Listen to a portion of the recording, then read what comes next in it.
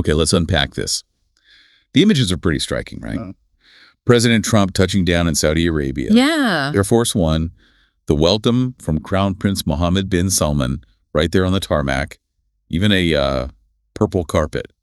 It definitely signals something It certainly does. as he kicks off his first major diplomatic trip of his second term. Yeah, that level of welcome isn't just, for show. It gives us a clue, really, about the priorities for this whole trip. Saudi Arabia, Qatar, the UAE. Right. And our aim today is to really dig into what's behind these meetings. We're drawing on analysis from BBC News, insights from Salam Vakil at Chatham House, also reports from correspondents like Lee Doucette and Kashaya Janeed, Naomi Rookham from CBS News, too. So quite a bit of material to work with. Exactly. We want to get a clear understanding, the core goals, the sort of regional context, and what it all could mean.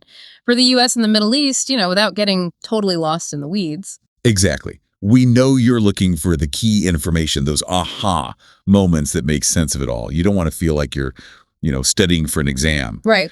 So let's start with that welcome. Lee Doucette described it as full of pomp and ceremony, a real royal welcome. Mm-hmm. Having MBS greet President Trump right at the plane, that really highlights that very strong personal relationship we saw back in the first term, too. It does. And they apparently had their first chat right there inside the airport. Oh, really? Yeah, next to the portraits of the Saudi royals. And then there's the planned lavish state dinner, of course. It all adds up. It feels very deliberate, that high-level engagement. What does that personal touch really signify? Especially now, geopolitically speaking. Well, what's fascinating is how that personal connection might actually translate into policy.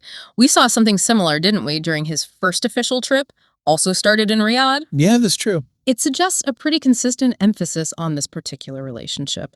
And look, given how complex the region is, that personal rapport could be a really key tool for navigating, sensitive issues, maybe even reaching agreements.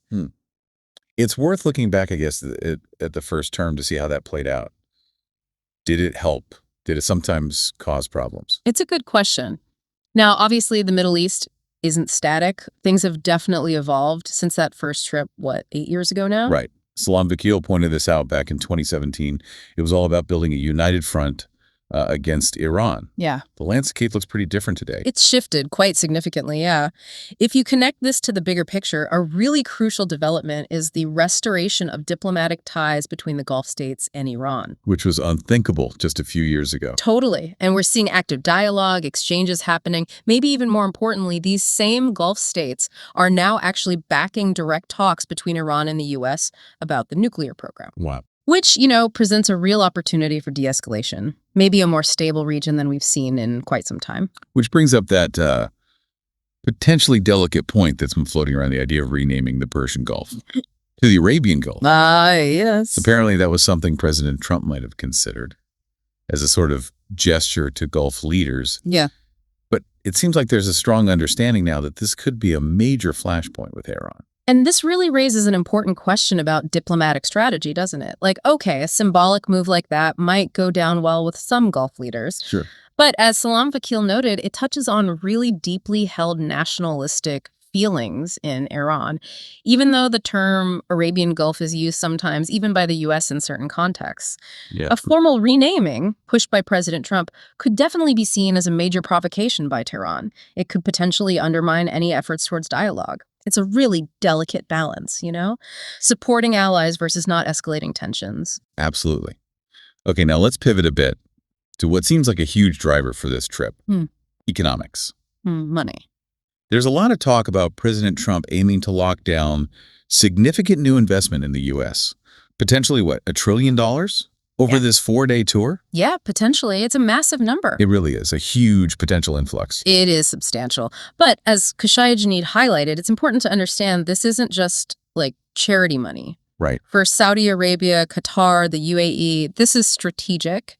It's about diversifying their economies away from oil dependence. Okay. So they're looking at investing in high growth sectors in the US, think AI, electronics, that kind of thing. So it's mutual benefit. They get returns, access to tech, Exactly. Their returns, yes, but also access to cutting edge technology. It works both ways. which seems to tie directly into President Trump's America First policy, Yes. right? Prioritizing the U.S. economy, bringing jobs, investment back home. Seems like a clear link. Yeah. Naomi Rookham from CBS mentioned his previous involvement with that investment conference in Miami, the one backed by Saudi entities, and even his own Trump organization's real estate interests over there. So there's a pattern. Mm-hmm. And this U.S.-Saudi investment summit with leaders from Krupp, BlackRock, Uber, Blackstone expected, that really underlines the economic focus. It does. It's front and center. So how might these potential big economic wins influence, the other stuff? Yeah. The diplomatic side, the relationship overall. Well, if we connect it to the bigger picture, landing these huge investments would obviously be a big win for President Trump. He can show progress on his economic promises. Right. And that could potentially give the U.S. more leverage in other discussions.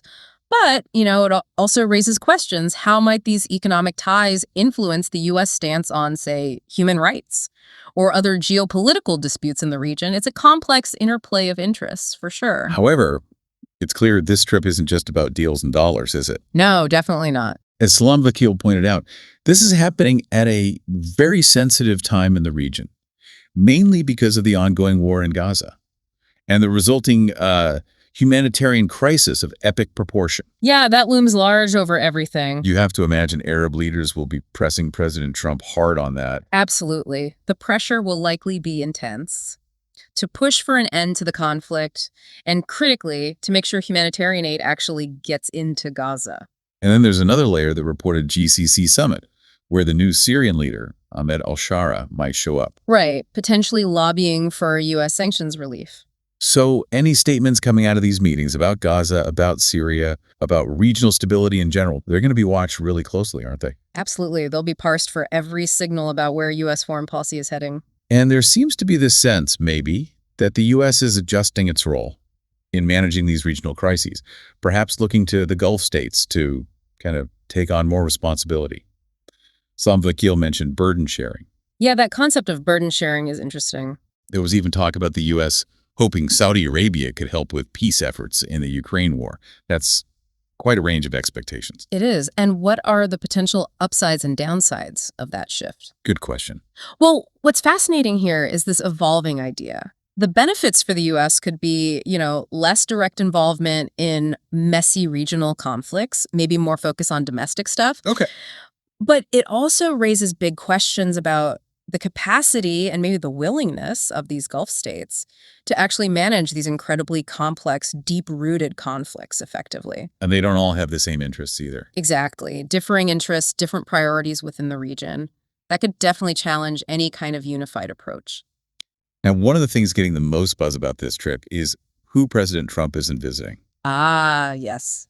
Israel. Israel. That feels like a pretty significant departure from how things usually work diplomatically in the region. It's certainly a point of considerable discussion.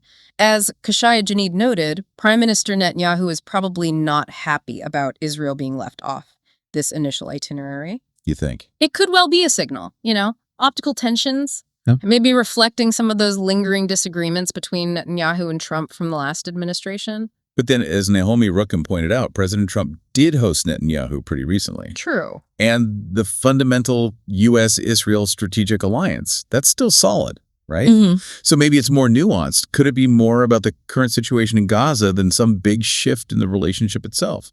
That's a really key point to consider, I think. Reports do suggest President Trump hasn't been happy with the situation in Gaza. The humanitarian side, Netanyahu's military actions. Both, potentially, and his administration pushing for its own way to get aid into Gaza, even with some reluctance from Arab states like the UAE, that underlines the tension. Plus, Saudi Arabia is deeply concerned about Gaza and about Netanyahu's stance on a permanent ceasefire on a Palestinian state. That likely plays into this dynamic, too.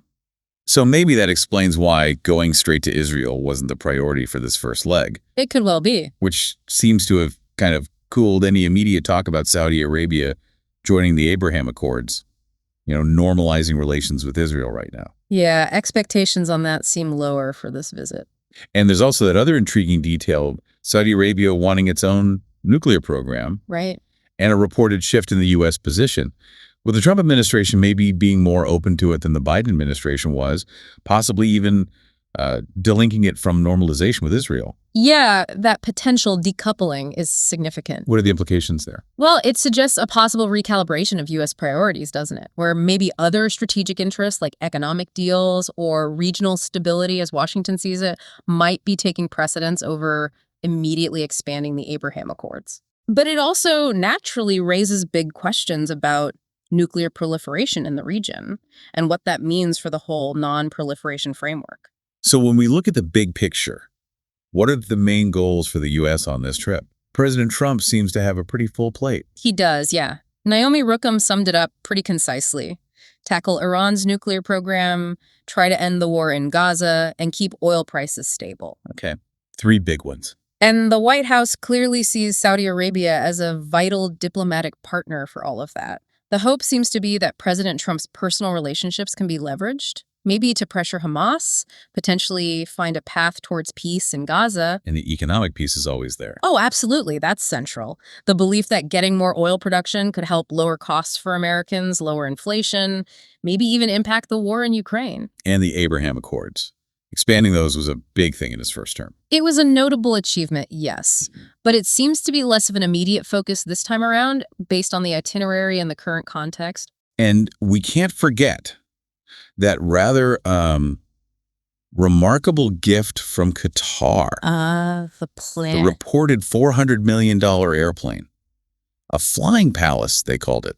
That really says something about how fluid these relationships are. It certainly does. I mean, think about the contrast. President Trump previously called Qatar a state sponsor of terror. Right, during that whole blockade thing. Exactly. And now he's receiving this incredibly extravagant gift.